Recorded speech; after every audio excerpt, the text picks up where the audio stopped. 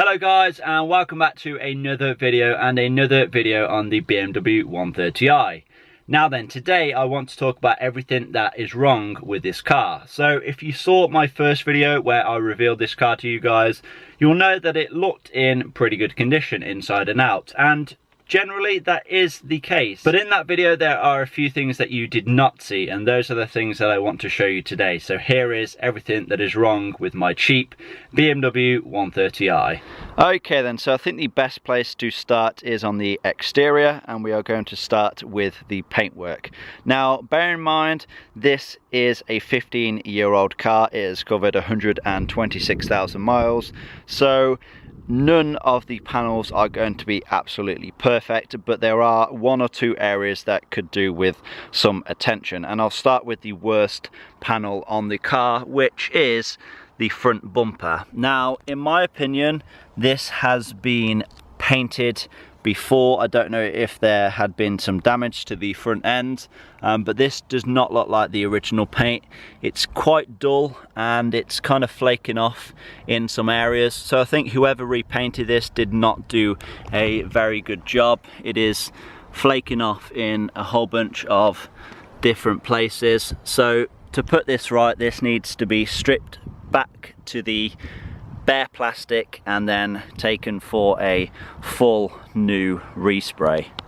Now the rear bumper as well is not perfect. It does have a few little dents and marks and scratches on it, but this really isn't too bad. You know, I could live with this, especially as it is a 15-year-old car, and I'm pretty sure some of these lighter scratches would actually polish out. I don't think they've actually gone through the base coat, so I should be good with them.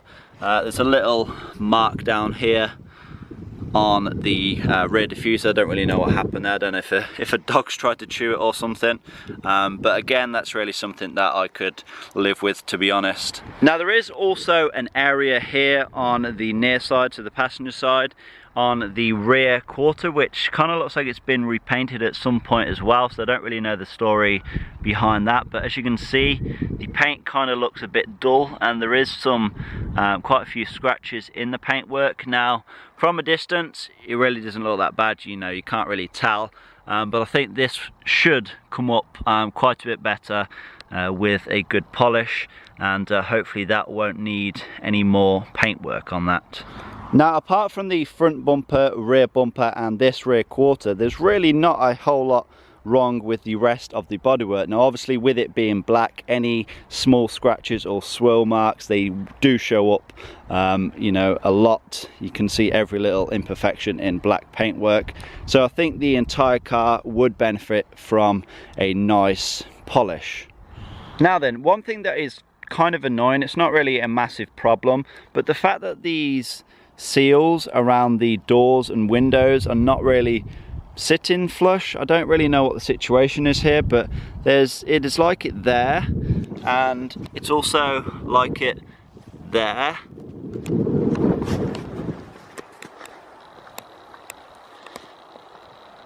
And it's also kind of like the same on the other side as well. So I don't know if these just need taking off and then, you know, reapplying again. I don't know, maybe they've just dried out over the years, but yeah, I don't really know what the situation is with that. Now then, we'll take a look in the engine bay. Okay then, so aside from needing a good clean, this engine bay looks like it hasn't had a good clean in quite a while. There's actually a whole bunch of leaves down there, and I'm guessing these cabin air filters are going to be pretty stocked up as well. But apart from needing a good clean, this engine bay really doesn't look too bad. There's no major oil leaks. I can see a little bit of oil seepage down at the front of the engine and a little bit down there by the oil filter housing. But I'll probably go ahead and replace the oil filter housing gasket along with the rocker cover gasket. Now I can't see any rust in here, which is good. I know these panels at the front, these do like to rust, but obviously this one is completely intact, no rust visible whatsoever, which is good. Okay, and so let's take a look inside of the rocker cover. Let's have a look inside of the oil filler cap.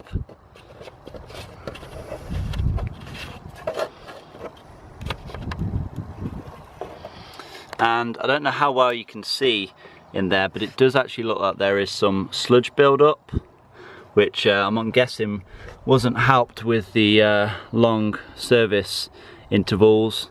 I'm pretty sure there is an oil change on the service history that, you know, wasn't done until 30,000 miles. So yeah, that obviously hasn't helped our core. So I'm probably going to do an engine flush to try and get rid of all this sludge in here. Okay, let's head back inside of the car now. And the first thing that I noticed not working on this car was the rear wiper washer jet. So if I apply the rear wiper, you can see that the rear wiper works, but no water seems to squirt out. You can hear the pump working, so the pump is definitely doing its job. But I'm thinking it could just be a case of the valve on the washer jet. I think that could just be blocked up, so I'm hoping it's just going to be a case of removing that and then washing that out. But obviously we'll have to investigate that and wait and see what is the case. But that's just a very, very small thing, but it's something that I would like to get working at some point. Now, another thing that I've noticed that is not working in here that great is the radio. Now, the radio itself works, but it's just the signal that isn't the best. Now, I don't know if it's a issue with the aerial on the roof or if it's an issue with the radio itself. I may need to do some diagnostic work with that. But yeah, the signal really isn't the greatest on this, so I've just basically not used the radio and just listened to the exhaust tone. But yeah, I would like to get that fixed, to be honest. And I just want to mention as well, I don't think I'll be opting to get a aftermarket radio. Me personally, I prefer the OEM look. I don't think it looks good when you have an aftermarket radio in a car like this. Okay, so a couple of little things now, and this is to do with the wear on the interior. So if you have a look at the steering wheel, it's very, very worn up the top here. I'm guessing someone has been driving along like this for a good while, and it's managed to crack it. And you know, this really cannot be saved now. It either needs to be retrimmed or just be replaced for a brand new steering wheel. So I would like to do that at some point. And the gear knob as well is kind of in similar condition. It is to be expected, you know, it has covered 126,000 miles, so this will likely be replaced at some point as well. And down here on these cup holders, it's kind of covered in this rubberized you know, coating, and this is all kind of scratched off, so I don't know if I can refurbish this, you know, maybe coat it in Plasti Dip, or if I can remove this and replace it for a brand new part.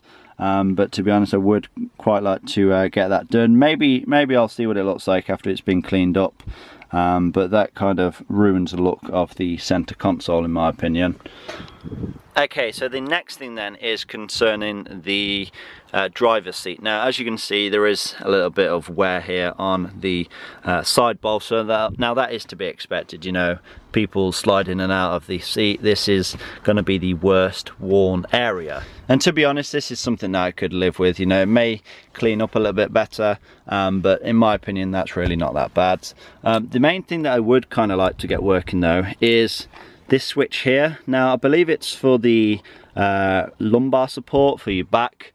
Now, I know that it works because you can hear the motor working, but it just doesn't seem to be doing a whole lot. So I don't know if something's gone on there or what, or if it's just, you know, worn out. But yeah, that really doesn't seem to be working. And this as well, for the bolster adjustment, I don't think that seems to be working either. I've checked it, it does work on the passenger seat, but it doesn't seem to be working on the driver's seat. So that is something that I would quite like to get working in the near future. So that's something that I'd quite like to get working as well. Okay, so another problem that has been brought to my attention is the fact that the engine seems to crank quite slowly and start quite slowly. Now, I'm pretty sure this is a common problem on this engine, but let me start it up and see if you can hear and see what I mean.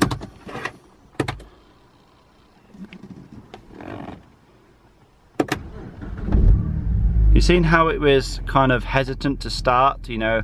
I don't know if that's normal, if that's what you can expect, but to me that kind of seems like it was on the slow side, so that may be something that we need to investigate. Okay then, so that's pretty much everything that I can physically show you that is wrong, but there is still a lot of other things that need doing as well, basically maintenance and service items that need replacing. Okay, so I just realized I forgot to mention the biggest problem with the car, and that is the brakes. When you push down the brake pedal, there's next to no stopping power.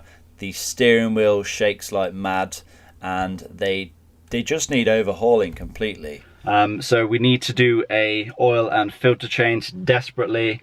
Like I said, there is some quite big gaps in the service history for oil changes. I'll probably have to replace, you know, every other filter on the car as well. You know, I'll probably be doing the coolant and all that, you know, because I'm guessing that's never been replaced.